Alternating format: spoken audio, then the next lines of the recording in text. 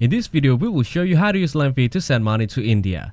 If you guys want to get started with Lemfi, you can use the links down in the description. First, download the Lemfi app on your Android or iPhone device. Then, open the app and sign up for a free account. Now, complete the identity verification process to secure your account.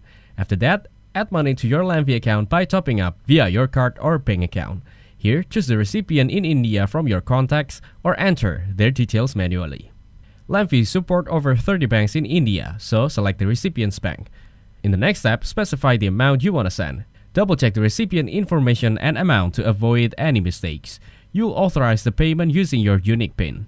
Following that, confirm the transaction and Lemfi will securely transfer the money to the recipient's bank account in India.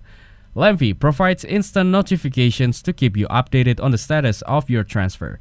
The transfer typically takes 3 to 5 minutes to complete. So that's how to use Lemfi to send money to India. Make sure to use the links down in the description to get started with Lemfi. If this video was helpful, please consider leaving a like and subscribing to my channel. With that being said, I'll see you in the next video.